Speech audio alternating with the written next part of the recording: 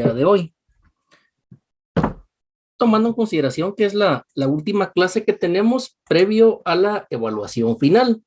Entonces, el día de hoy vamos a finalizar con el tema de lo que es el debate oral y público, es decir, la fase de juicio. Nosotros dijimos al inicio que el juicio es una fase del proceso penal eminentemente cognoscitiva, es decir, que se trata de conocer la verdad histórica o la verdad material de lo que efectivamente sucedió. También ya dijimos que esta etapa de juicio o debate oral y público se va a llevar a cabo ante un tribunal de sentencia, que puede ser integrado por un juez, es decir, unipersonalmente, o bien puede ser integrado por 3 jueces. Hoy en la mañana un juez me preguntaba del ramo civil, ¿cuándo es que conoce el tribunal integrado por 3 jueces? Y la respuesta es esta, que conoce el tribunal integrado por 3 jueces cuando se conoce alguno de los delitos que se encuentran regulados en la ley para procesos de mayor riesgo, es decir, delitos de parricidio, asesinato, etcétera, delitos muy graves. El femicidio también, por supuesto.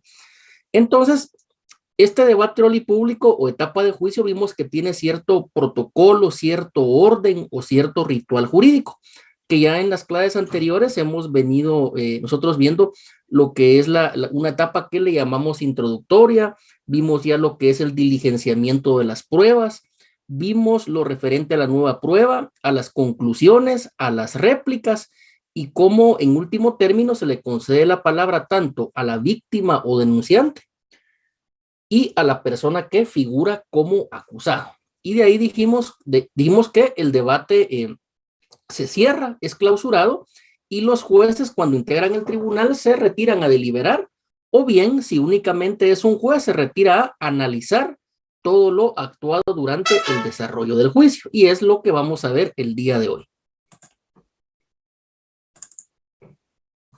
Acá en pantalla tenemos ya el artículo 383 del Código Procesal Penal, que es el que nos habla ya acerca de lo que es la sentencia. Pero recordemos, compañeros, que cuando es el tribunal integrado por tres jueces, ellos van a deliberar. ¿Qué significa deliberar? Es decir, que van a dialogar, van a platicar, cada quien va a dar su punto de vista, va a dar una tesis y al final van a votar. Cada juez tiene derecho a un voto y por mayoría o por unanimidad se va a tomar lo que es la decisión final. Por favor, alguien que lea el artículo 383 que está en pantalla.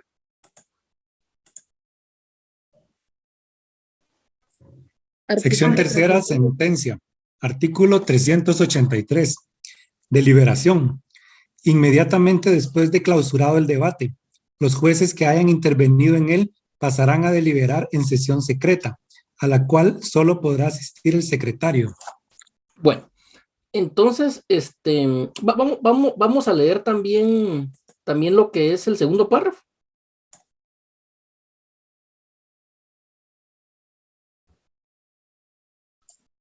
El juez de paz de sentencia, al realizar el análisis y valoración de la prueba producida durante el debate, si lo estima necesario, podrá ordenar la reapertura del debate conforme lo establece el siguiente artículo. Bueno, esta parte está derogada, pero ¿por qué le pedí al compañero favor que la leyera? Está derogada, pero es un buen ejemplo, que cuando es un solo juez el que va a dictar sentencia, es lo que se va a hacer, lo que va a hacer es que se va a retirar a analizar, vean lo que dice aquí, analizar y valorar.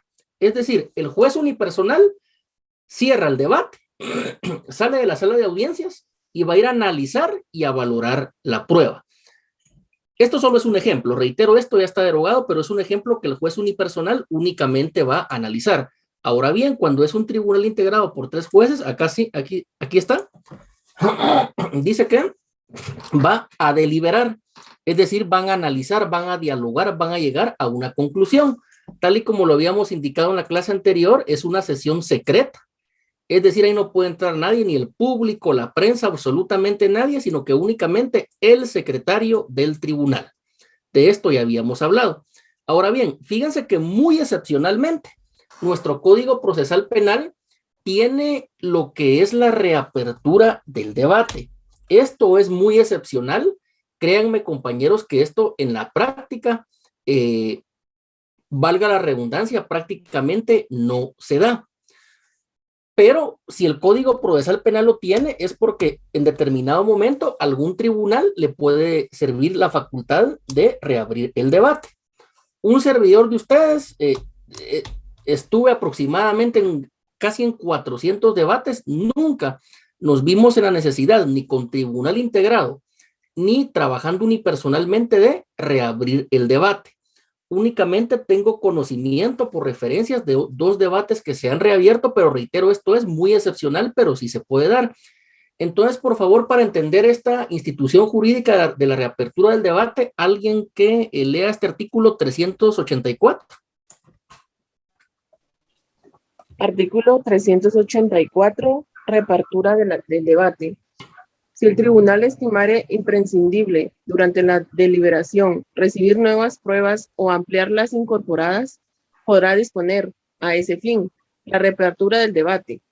Resuelta la reapertura, se convocará a las partes a la audiencia y se ordenará la citación urgente de quienes deban declarar o la realización de los actos correspondientes. La discusión final quedará limitada al examen de los nuevos elementos. La audiencia se verificará en un término que no exceda de 8 días.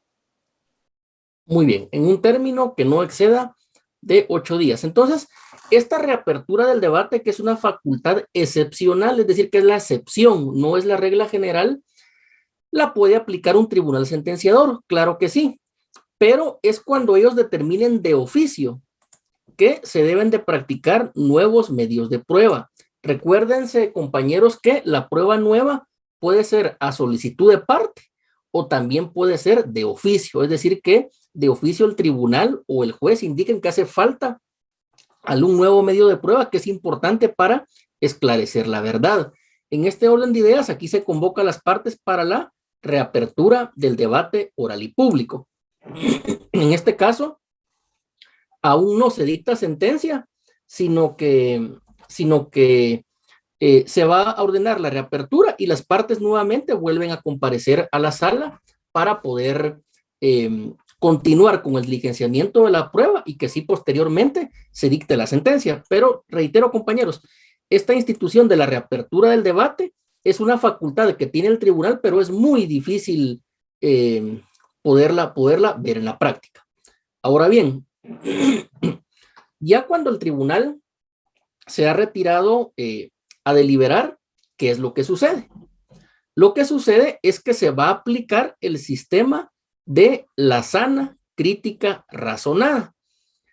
¿Qué es la sana crítica razonada? Fíjense que acá, como su nombre lo indica, es el ejercicio del criterio, es decir, poder analizar, poder hacer un estudio pormenorizado de cada órgano de prueba que ha sido diligenciado durante el desarrollo del juicio, es decir, testigos, peritos, documentos, prueba científica, etcétera. Esto es la sana crítica razonada, es el ejercicio de ese criterio, de esa inteligencia, de esa sabiduría que tiene cada integrante del tribunal, el cúmulo de conocimientos, la experiencia que pueda tener. La doctrina nos dice que la sana crítica razonada está integrada por algunos elementos. Uno de esos elementos va a ser la lógica, es decir, la lógica que el ser humano utiliza. Esa lógica también se debe utilizar para analizar la prueba. También nos habla de la experiencia, porque todos tenemos un cúmulo de experiencias y de conocimientos previamente adquiridos. Y también algunos nos dicen que la sana crítica razonada tiene como elemento integrante la psicología, que es la forma de pensar del ser humano. Entonces, la sana crítica razonada, recapitulando, la doctrina habla de 3 elementos: lógica, experiencia y psicología. Es decir, todo el intelecto, toda la inteligencia, todo el conocimiento que pueda tener el ser humano, en este caso, los 3 jueces, o ya sea el juez unipersonal. Entonces, ¿cuál es el sistema para valorar la prueba en la legislación guatemalteca? Es el sistema de sana crítica razonada. Si se dan cuenta, el epígrafe únicamente dice sana crítica, pero acá abajo dice sana crítica razonada. Entonces, alguien que nos lea el artículo 385, por favor, compañeros.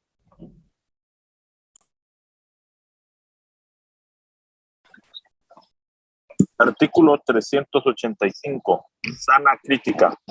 Para la deliberación y votación, el tribunal apreciará la prueba según las reglas de la sana crítica razonada y resolverá por mayoría de votos. La decisión versará sobre la absolución o la condena. Si se hubiera ejercido la acción civil, declarará procedente o sin lugar la demanda en la forma que corresponda. Adicionado por el artículo 12 del decreto número 51. Esto no, compañero. Esta parte también está derogada. Es únicamente los dos primeros párrafos. Entonces, acá vemos que ese acto de deliberar en secreto y someter a votación cada decisión, acá es donde el tribunal dice va a apreciar la prueba. Es decir, cada órgano de prueba, si hubo 5 testigos, se va a valorar el testimonio de los 5 testigos. Si se diligenciaron 100 documentos, hay que analizar los 100 documentos. Si hay 10 peritajes, hay que analizar los 10 peritajes. Eso es apreciar la prueba, es someterla a un estudio. Eso significa la apreciación de la prueba. También, al momento de valorar la prueba, se va a resolver por mayoría. Es decir, el tribunal tiene 3 jueces con 2 votos, ya es mayoría. Y esta decisión que va a tomar el tribunal, acá tenemos esta palabra decisión, esa decisión es sinónimo de sentencia. Esa sentencia va a versar ya sea sobre la absolución o sobre la condena del acusado. Entendemos por absolución cuando queda confirmado ese estado o esa presunción de inocencia del acusado. Es decir, que esa presunción de inocencia no se ha logrado quebrantar o destruir por medio de la prueba ofrecida por el Ministerio Público o bien por el querellante adhesivo. Y también puede existir una condena, que es cuando la persona es encontrada culpable, más allá de toda duda razonable, y como consecuencia jurídica de la condena, el tribunal va a imponer una pena. Y también acá, en este orden de ideas, es cuando el tribunal va a resolver sobre la acción civil, la cual puede ser declarada con lugar, es decir, procedente, o puede ser declarada sin lugar. Entonces, en esa sesión secreta, que es de la que hablábamos con anterioridad, acá está, vean, sesión secreta, es donde el tribunal va a deliberar. Deliberar es valorar la prueba según la sana crítica razonada y tomar una decisión, es decir, dictar una sentencia por medio de la cual se puede absolver o bien condenar a la persona acusada.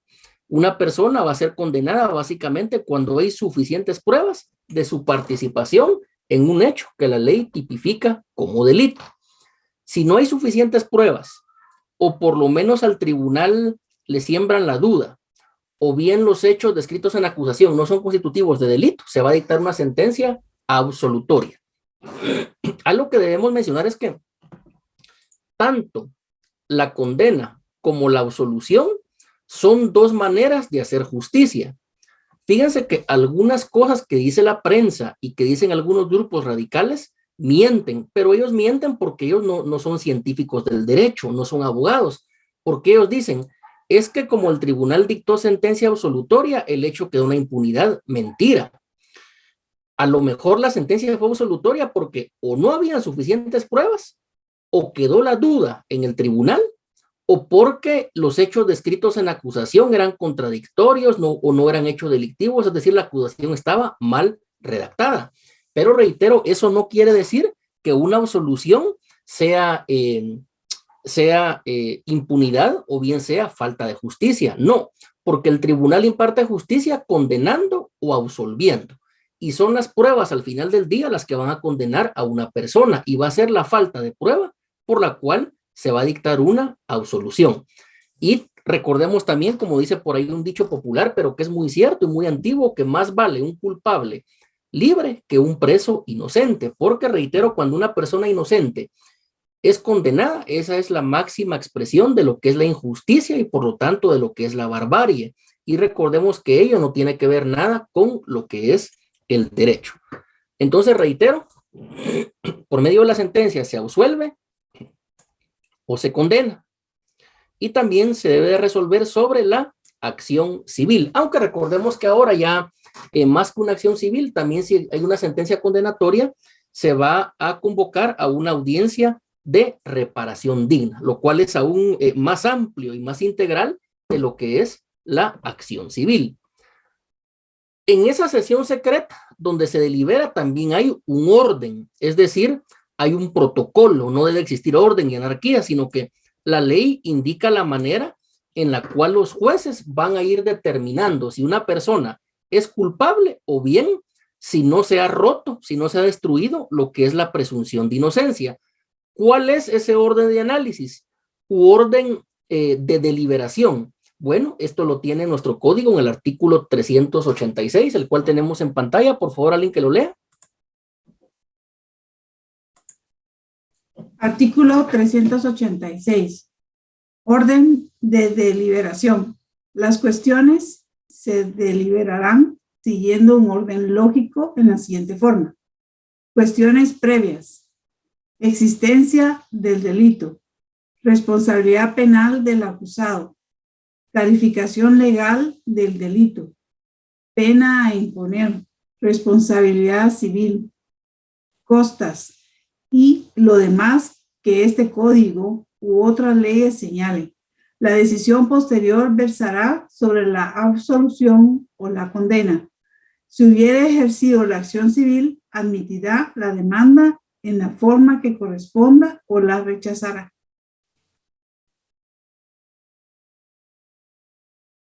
Bien, entonces está el orden de deliberación. ¿Qué es lo primero que va a analizar el tribunal o por lo cual van a votar? Las cuestiones previas, ¿verdad? Porque recordemos que los incidentes se pueden resolver de una vez en ese momento cuando las partes promueven los incidentes al iniciar el debate, o bien se puede diferir su resolución hasta finalizar el debate. Es en este momento donde se pueden resolver también esas cuestiones incidentales. En segundo lugar, se va a analizar lo que es la existencia del delito. Es decir, el tribunal se va a preguntar, ¿se cometió un delito o no se cometió? ¿Será que se produjo un asesinato? ¿Será que se produjo un secuestro o un robo o no? Eso es lo que se va a determinar de manera general si existió o no existió un delito.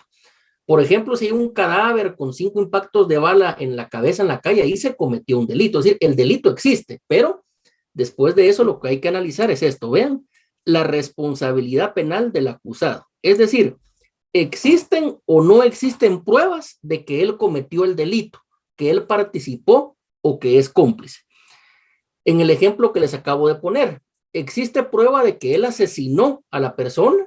¿Existe prueba de que él se robó el vehículo? ¿Existe prueba de que él extorsionaba? Entonces, esto es lo que se va a analizar. En primer lugar, si el delito existe o no existe. Y en segundo lugar, la responsabilidad de la persona acusada. En tercer lugar, se va a analizar la calificación legal del delito. ¿A qué me refiero? Esta calificación jurídica básicamente indica qué delito cometió la persona sindicada. Es decir, si él le quitó la vida a otra persona, puede ser homicidio, puede ser asesinato, puede ser parricidio, puede ser femicidio, puede ser ejecución extrajudicial, etcétera. Pero ¿cómo se califica el delito? ¿Qué nombre le ponemos? Porque homicidio y asesinato son distintos. Violación y agresión sexual son distintos. Violencia contra la mujer en su manifestación física va a ser diferente a violencia económica. Entonces hay que calificar qué delito cometió el sindicado. Posteriormente se resuelve qué pena se va a imponer. ¿Se va a imponer la pena mínima o la pena máxima o una pena intermedia? Un ejemplo, si es violencia contra la mujer en su manifestación física, ¿se le irá a imponer la pena mínima de 5 años conmutable o inconmutable? ¿O se le va a imponer la pena máxima de 12 años de prisión inconmutable? Es decir, se va a realizar un análisis en cuanto a la graduación de la pena. Así se le llama eso en doctrina, graduación de la pena, graduarla entre el mínimo y el máximo. ¿Cuál la imponemos? ¿Existen circunstancias agravantes o circunstancias atenuantes, etcétera? Y posteriormente se va a analizar la responsabilidad civil, si ha o no ha lugar. Y por último, las costas procesales, que son los gastos en que se tuvo que incurrir durante el juicio. Pero nótese que este orden de deliberación es lógico, porque vean primero cuestiones previas. Si ya resolvimos cuestiones previas o no hay existencia del delito, es decir, si se cometió o no. En tercer lugar, la responsabilidad penal del acusado, es decir, si él fue el que lo ejecutó o no. En cuarto lugar, la calificación legal del delito, es decir, qué delito cometió. Seguidamente, la pena a imponer, mínima, máxima, intermedia, y finalizamos con responsabilidad civil y costas. Nótese que todo esto va en orden descendente, es un orden lógico. Algo que hay que mencionar es que por eso es que nuestro código tiene un gran apartado de lo que es el debate oral y público, porque todo es un orden para guardar el balance. Porque, por ejemplo, compañeros, no podríamos determinar qué pena imponer si primero no hemos resuelto la existencia del delito. No podríamos nosotros analizar la responsabilidad civil si primero no hemos resuelto la responsabilidad penal del acusado. Es decir, una es fundamento o es un prerequisito de la otra, pero reitero, este orden, por así decirlo, es sagrado, se debe respetar escrupulosamente, porque de ahí depende la libertad o la pérdida de la libertad de un ser humano, que en este caso para el abogado defensor, ya sea abogado particular o abogado defensor público, va a ser su cliente, quien tiene derecho, quien tiene el sagrado derecho de defensa, que lo consagra la Constitución Política de la República de Guatemala. Entonces, esto es el orden de deliberación, pero también la ley nos habla la manera en la cual se realiza esa votación, es decir, la manera en la cual se va votando. Recordemos que el tribunal está integrado por 2 vocales y un presidente, pero la única diferencia es que el presidente va a presidir, va a dirigir el debate. Él va a ir dándole paso a cada una de las fases que hemos visto, pero en cuanto a votos, vale lo mismo el voto del presidente que el voto de los 2 vocales, porque reitero, los 3 son jueces, tienen la misma investidura y en este caso uno es presidente, pero únicamente para efectos de presidir el debate, pero no es que su voto valga más que el de los demás jueces. Entonces, en cuanto a la votación, por favor, alguien que nos lea acá el artículo 387.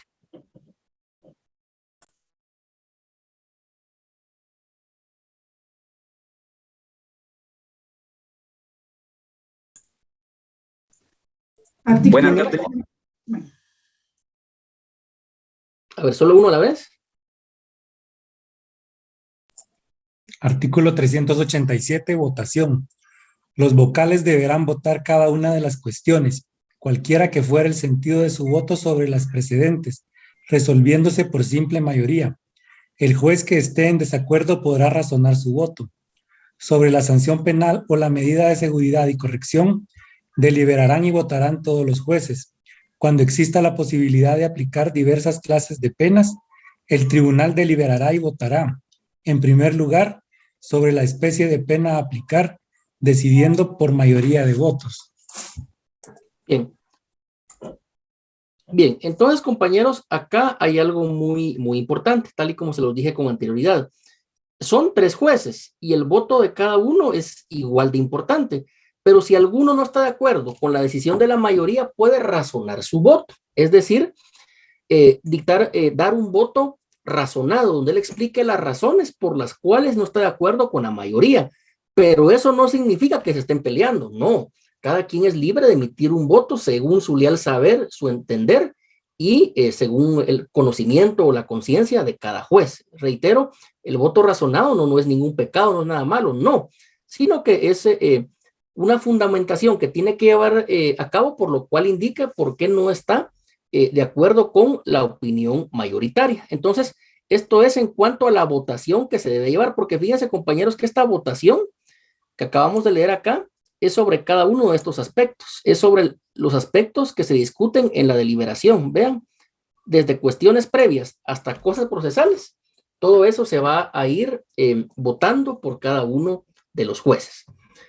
Entonces ya hemos visto cómo se va a aplicar la sana crítica razonada y los jueces van a dictar una sentencia. A ver, Mildred, levanta la mano, adelante. Buenas tardes, licenciado. Disculpe, cuando usted habla de la graduación del delito, o sea agravantes o atenuantes, ¿en qué etapa era en calificación legal del delito? Es que no puse atención a eso. Eso es, le voy a indicar exactamente en qué parte es. Es acá en la pena a imponer. Porque la pena a imponer, por ejemplo, puede ser mínima si no se acreditaron circunstancias atenuantes de la responsabilidad penal, pero puede ser una pena intermedia o máxima si sí quedaron acreditadas circunstancias agravantes durante el desarrollo del juicio. Entonces, eso se va a determinar acá, en la pena a imponer. Gracias, licenciado. Y levanta la mano Juan Palencia. Muy buenas tardes, licenciado. Solo con una pequeña duda, o me genera una duda. Si hay una pequeña duda, valga la redundancia, entre alguno de los jueces, ¿qué procede, Rick? Si alguno tiene duda o no está de acuerdo con lo que indican los demás, debe de razonar su voto, indicar por qué él vota en contra. Y la decisión se va a tomar por mayoría. Es decir, una persona puede ser condenada por el voto de 2 jueces o puede ser absuelta por el voto de 2 jueces. Y por eso va a haber un voto razonado. Por eso el tribunal es impar, son 3, para que haya mayoría de 2 votos. Esa sería la respuesta. Gracias, Lick. Bien, entonces posteriormente hay algunos artículos aquí muy extensos, no los vamos a leer completos, donde ya hablan de la sentencia. Vean, de este artículo 388, más adelante lo leen. Lo más importante y lo que en la práctica vieron ustedes que cómo genera de error por parte de fiscales, defensores y aún por jueces, con todo respeto, es que no se respeta este artículo 388, que lo que contiene es un principio que se llama principio de congruencia. ¿Qué significa el principio de congruencia? Bueno, significa de que un tribunal únicamente puede condenar a una persona por los hechos expresamente descritos en la acusación y no por hechos distintos.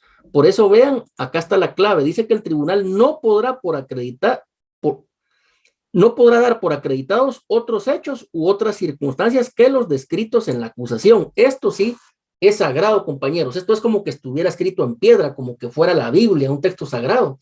Porque, por ejemplo, si la acusación dice que una persona la mataron a machetazos, la acusación no puede dar por probado que lo mataron a balazos. Si la acusación dice que lo que se robaron fue un carro de color negro, la sentencia no puede decir que lo que se robaron fue un carro de color blanco. Si la acusación dice que por extorsión pedían 100 quetzales diarios, la sentencia no puede decir que en concepto de extorsión se haya acreditado que pedían 300 quetzales diarios. Es decir, tiene que existir congruencia entre la acusación y entre lo que se dé por probado o por acreditado. Si la acusación dice que se robaron una bicicleta y un testigo aquí viene a relatarnos que lo que se robó el sindicado fue una moto, sentencia absolutoria, porque no se le puede condenar por hechos distintos a los que indica el escrito de acusación. Un testigo puede venirnos a contar una gran historia, un gran relato, pero si ese relato es distinto a lo que dice la acusación, esa prueba no sirve para condenar a una persona. Un último ejemplo. Un caso de violencia contra la mujer, que esto es muy sensible. Si la acusación dice que a la agraviada la golpearon con un cable de plancha, eso es lo que tiene que quedar probado durante el desarrollo del debate. Pero si un testigo viene a decir que a ella la agarraron a patadas, ahí ya no se podría condenar porque son distintos los golpes en un ser humano, los producidos con un cable de plancha, a los que son producidos a patadas o a manadas. Es decir, tiene que haber congruencia. Por eso es que al valorar la prueba, es que a una persona se le puede condenar o absolver, pero el tribunal jamás podrá dar por acreditados, es decir, por probados, otros hechos u otras circunstancias que los que estén descritos en la acusación, que recordemos que la acusación es la que admite el juez en la audiencia de etapa intermedia. Posteriormente, el Código Procesal Penal va a dar los requisitos de la sentencia. También este artículo es muy amplio, ¿verdad? Pero vamos a analizar por lo menos, diría yo, las partes más importantes. Entonces, yo diría que la esencia de la sentencia en el ramo penal es esta, la del inciso 3. Por favor, alguien que lo lea.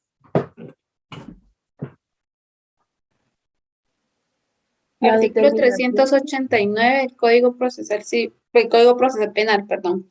Inciso 3, la determinación precisa y circunstanciada del hecho que el tribunal estime acreditado. Bien. Acá es donde el tribunal va a indicar, después de haber valorado la prueba, cuáles son los hechos que se tienen por probados, que se tienen por demostrados o se tienen por acreditados. Esas palabras significan lo mismo, es decir, son sinónimos. Acá el tribunal puede decir que ellos, después de haber analizado la prueba, de haberla valorado según una sana crítica razonada, van a estimar como probado, por ejemplo, que una mujer fue golpeada a puñetazos en el rostro. Ese es el hecho probado.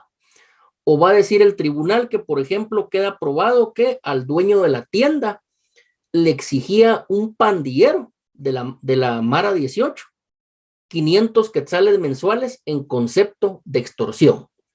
Y un último ejemplo sería que el tribunal dé por acreditado que fue robado un vehículo color blanco, marca Toyota, Pickup Hilux 2020. Es decir, esos son los hechos que el tribunal va a dar por acreditados o por probados y que es por los cuales va a condenar a una persona. Entonces, este es el inciso 3. Ahora leamos el inciso 4 de los requisitos de la sentencia siempre. Los razonamientos que inducen al tribunal a condenar o a absolver. Acá lo que va a hacer el tribunal es motivar su sentencia, es decir, va a dar los motivos por los cuales condena o absuelve a una persona. El tribunal puede indicar que se está condenando a una persona porque tanto los testigos como los peritos fueron contestes. Es decir, hay congruencia entre lo que ellos están relatando. O el tribunal va a decir que absuelve a una persona porque los 3 testigos se contradijeron, es decir, dijeron cosas distintas. Un testigo dijo que al agraviado lo mataron a machetazos. Otro dijo que fue ahorcado y otro dijo que fue con arma de fuego. Acá no hay lógica, ¿verdad? Porque no puede ser con 3 situaciones. O puede decir el tribunal que los 3 testigos hay inconsistencias, existen contradicciones. Porque uno dijo que el acusado que él vio medía 1.90. El otro dijo que el acusado medía como 1.80. Pero un tercer testigo dijo que el acusado medía 1.45.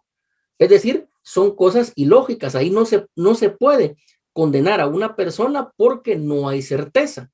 Y ustedes no me dejarán mentir que todos los días en los medios de comunicación se ve, ¿verdad?, que absuelven a una persona, que condenaron a una persona. Ahorita la semana pasada, ¿verdad?, que absolvieron a un exdiputado de un asesinato, pero ¿qué fue lo importante? Que el tribunal explicó por qué lo estaba absolviendo, por qué motivos, porque a su consideración habían hechos que no habían quedado probados, ¿verdad? Entonces, eso es explicar los razonamientos que pueden inducir a condenar o absolver al tribunal. Y alguien que lea el numeral 5.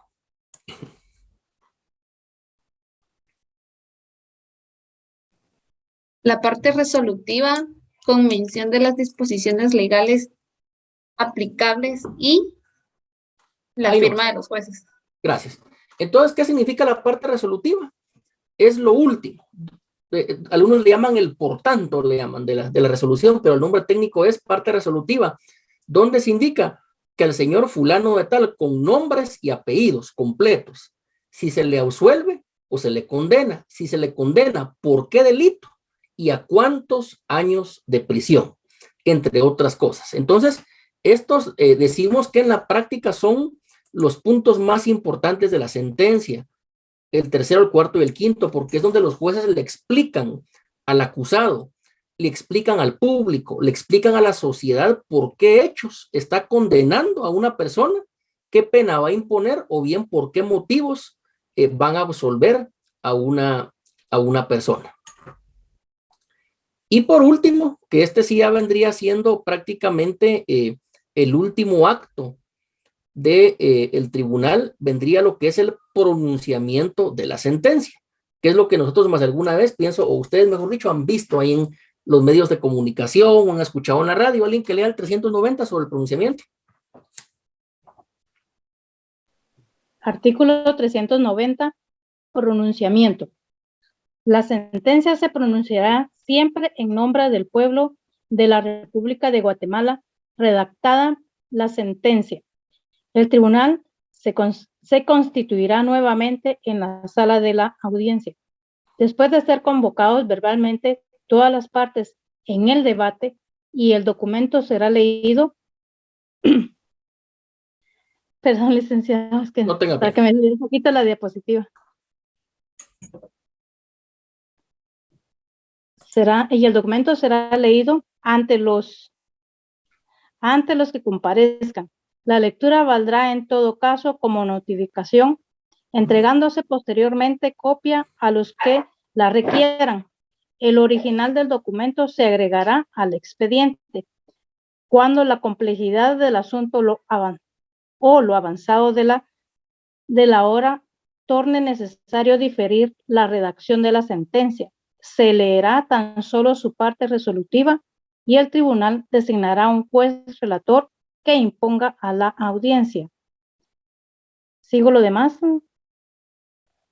Sintéticamente, de los fundamentos que motivaron la decisión, la lectura de la sentencia se deberá llevar a cabo a más tardar dentro de los 5 días posteriores al pronunciamiento de la parte resolutiva. Gracias. Entonces, acá, compañeros, hay dos actos del debate. El primero es el pronunciamiento. Fíjense que en este pronunciamiento, ¿qué significa esto? Que después que el tribunal ha deliberado, que ha llegado, en este caso, a un veredicto, es decir, si se va a condenar o se va a absolver. Entonces, convocan a las partes para el pronunciamiento. El tribunal vuelve a entrar a la sala de audiencia y se va a dar su pronunciamiento. Y hay dos formas. ¿Qué es lo que pasa en el 99.9% de casos? Se da una explicación resumida de los fundamentos de la sentencia y se lee la parte resolutiva. Y después se va a convocar para, acá indica la lectura de la sentencia, pero acá lo que se hace es que es el día cuando se le entrega a las partes la copia completa de la sentencia. Esto es a los 5 días. Es decir, el pronunciamiento después de terminado el debate, pero ese mismo día, el tribunal delibera, convoca y da su pronunciamiento, pero convoca los 5 días para la lectura de la sentencia. La lectura de la sentencia, para efectos prácticos, es que el tribunal le va a entregar a cada una de las partes la copia de la sentencia completa. ¿Para qué? Porque a partir de que las partes reciben la copia de la sentencia, tienen derecho a presentar recurso de apelación especial. Recordemos que la apelación especial es el medio de impugnación que se puede utilizar en contra de la sentencia dictada por un tribunal sentenciador. Es el único medio, la apelación especial, la cual va a resolver una sala de la Corte de Apelaciones del ramo penal. Entonces, reitero, estos son los últimos dos actos. El pronunciamiento de la parte resolutiva en un 99.9% de los casos, y al 5.º día es la lectura íntegra de la sentencia o bien la entrega de una copia completa a las partes para que la puedan analizar y puedan decidir si presentan o no recurso de apelación especial. Entonces, con esto prácticamente estaría terminando el juicio o el debate oral y público. Tiene la mano levantada Mildred, no sé si la dejó levantada o tiene otra pregunta. Perdón, la dejé levantada, licenciado. Bien, en el chat acá coloca un compañero, clic, y si alguna sentencia no tiene en nombre del pueblo, sí, es que a lo que se refería la compañera es a esto, vean, que dice que la sentencia se va a dictar en nombre del pueblo de la República de Guatemala. Por eso es que cada sentencia escrita dice ahí, en nombre del pueblo de la República de Guatemala, el tribunal dicta sentencia por los siguientes motivos, y empieza todo el análisis. Entonces, ¿qué sucede si no tiene esta parte? En nombre del pueblo de la República de Guatemala, hay que apreciar los motivos para presentar apelación especial, si ese es un motivo o no es un motivo para apelar la sentencia. Pero reitero, siempre tiene que ser en nombre del pueblo de la República de Guatemala. ¿Alguien que tenga alguna otra pregunta sobre esto? Licenciado, una pregunta. Sí. Y este mismo, bueno, estaba viendo, no sé, este mismo procedimiento no es aplicable cuando es solo un juez. Bien, este procedimiento se aplica cuando conoce el tribunal integrado por 3 jueces o cuando conoce únicamente un juez de manera unipersonal. El procedimiento, estas fases, este protocolo siempre va a ser el mismo. Lo único que cambia es que cuando es un tribunal integrado, van a ir a deliberar. Cuando es solo un juez, va a ir a analizar todo lo actuado durante el desarrollo del juicio. Bien, en el chat hay otra pregunta, dice, Lic, ¿y en cualquier sentencia se podría pedir una apelación o no se dan todos los casos? Bien, el derecho a presentar apelación siempre lo van a tener los sujetos procesales, Ministerio Público, sindicado, querellante adhesivo, etcétera, pero no siempre lo van a utilizar, porque, por ejemplo, si la sentencia es condenatoria, el Ministerio Público no va a apelar. Si es absolutoria, la defensa no va a apelar, pero en algunos casos excepcionales, por ejemplo, cuando el sindicado lleva tanto tiempo en prisión preventiva que ya ha cumplido la pena, ahí ya no apelan, porque inmediatamente él va a retomar su libertad.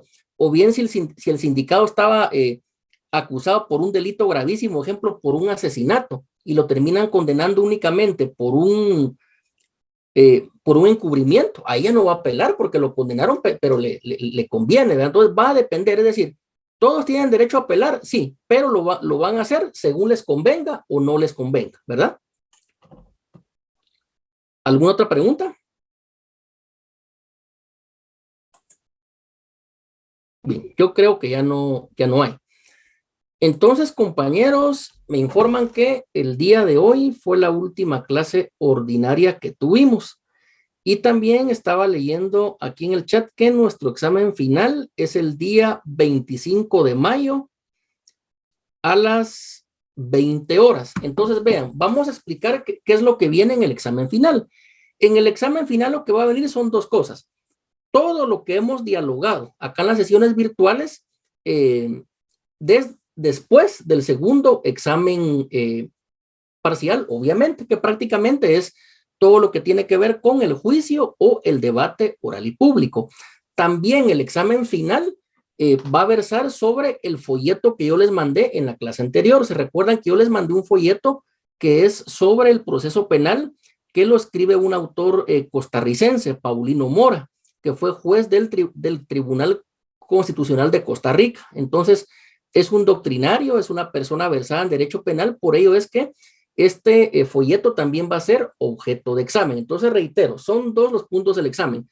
Todo lo que hemos hablado, discutido, visto en clase, después del segundo examen extraordinario, que básicamente es la etapa de juicio, y el contenido del folleto que les remití en la sesión anterior. Ese léanlo, imprímanlo, porque va a ser objeto de examen. Y por último, fíjense que creo que ya las personas que tenían problema con su nota, ya sea del primer o segundo parcial, ya todos las he subido a lo que es la plataforma de la universidad, es decir, todos aquellos que demostraron que se examinaron, que tenían una nota, la subimos, o que por algún error no aparecían en el listado, lo buscamos y ya están subidas las notas. Si alguien excepcionalmente tuviera algún problema razonable de que su nota aún no esté subida, me puede escribir al chat y todavía con mucho gusto lo podemos solucionar, pero considero que ya todos los casos se les ha dado solución y las notas ya han sido subidas. Inclusive las notas de el extraordinario del segundo parcial ya todas fueron subidas anoche. Entonces, esto en cuanto a lo que va a ser el contenido de lo que es el examen final, y si hay alguien que tenga algún problema excepcional pero razonable y comprobable, lo puede hacer saber al chat, con mucho gusto se le estará dando solución si es que aún queda alguno con algún tema pendiente. Vamos a ver, hay una última pregunta. Acá en el chat indican, si el abogado defensor plantea una apelación especial, ¿cuál es el procedimiento que sigue el Ministerio Público. Sí, lo que sucede es que el recurso de apelación especial tiene un trámite. Entonces, la apelación se va a una sala de apelaciones y allí se recibe el escrito de apelación y también se le corre audiencia a la contraparte. Y posteriormente la sala va a dictar una sentencia de segunda instancia, la cual puede confirmar, revocar o modificar lo que es la sentencia de primer grado. Ese sería el procedimiento. Bien, levanta la mano Edgar. Sí, buenas tardes. Tengo una duda con el documento que leímos, el que nos envió. El autor ahí hace una observación con relación a la oralidad, de que la doble instancia pues no está de acuerdo con las características del procedimiento oral, digamos, porque pues tendrían el Tribunal Superior pues que escuchar todas las grabaciones de la audiencia. Entonces, acá nos han indicado de que se realiza en las audiencias un acta sucinta. Entonces, ¿cómo se maneja, digamos, acá en Guatemala este tema cuando hay alguna segunda instancia por el tema de la oralidad en el debate, o si, por lo que indica este autor acá en sus argumentos? Sí, lo que sucede es que en segunda instancia lo que va a examinar la sala va a ser la sentencia escrita. Esa sentencia que se entrega al quinto día, con base a ellas que va a apelar cada una de las partes. Entonces, la sala básicamente va a confrontar la sentencia escrita con el argumento de la apelación para determinar quién tiene la razón, pero excepcionalmente también una sala podría escuchar lo que es el audio del debate oral y público, lo cual es muy sencillo de conseguir en una memoria, en un teléfono, en un disco. Ahí se puede conseguir lo que es el audio del debate. Algunos tribunales ya ni siquiera hacen acta porque para eso está el audio, y algunos el acta es muy sucinta, es muy pequeña y prácticamente ahí no hay material para poder apelar, pero en la práctica la sala tiene las dos facultades: analizar la sentencia escrita, puede analizar el audio o inclusive leer esa pequeña acta, dependiendo cuáles sean los motivos por los cuales se presenta la apelación. El apelante es el que tiene la obligación de demostrarle a la sala su tesis, el que los va a convencer, ¿verdad? Y le va a decir: honorable sala, lea la sentencia, escuche el disco o vea el acta, ¿verdad? Pero eso es rogado, es decir, lo que el apelante argumente, eso es lo que la sala va a resolver. Esa sería la respuesta. ¿Alguna última pregunta, compañeros?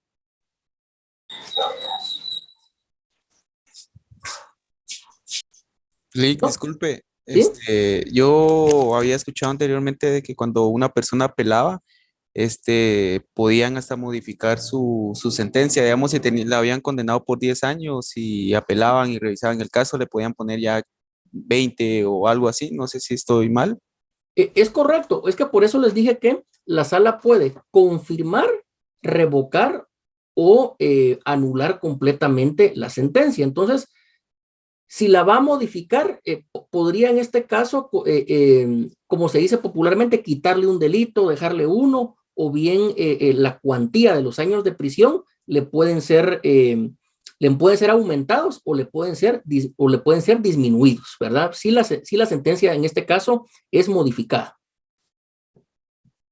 Ah, ya, licenciado, muchas gracias. Por ejemplo, he visto casos que el que apela es el Ministerio Público, pero también apela la defensa técnica. Entonces, la defensa le declaran con lugar la apelación y lo terminan absolviendo por robo, pero como el Ministerio Público también apeló, lo terminan condenando por asesinato. Entonces es cuando los abogados defensores, ¿verdad?, le dicen al sindicado: mire, usted fíjese que le quitaron robo, pero lo condenaron por asesinato, ¿verdad? Es por esto que el compañero dice que la sentencia puede ser confirmada, puede ser revocada o puede ser modificada, dependiendo quién es el que apele. ¿Alguna otra pregunta? Bien, entonces creo que ahí estamos, compañeros. Ya les indiqué en cuanto al contenido del examen final. Si alguno muy excepcionalmente tuviera algún problema con nota, pero algo razonable y comprobable, me puede escribir con mucho gusto. Y si no, pues el día, vamos a ver, 25 les indiqué, es el examen final. Para mí fue un honor y un gusto haber compartido con ustedes. Por ahí dicen que el semestre entrante ya regresamos a la presencialidad, es decir, al campus central de la zona 12 a recibir clases. Pues vamos a ver si ahí tengo el gran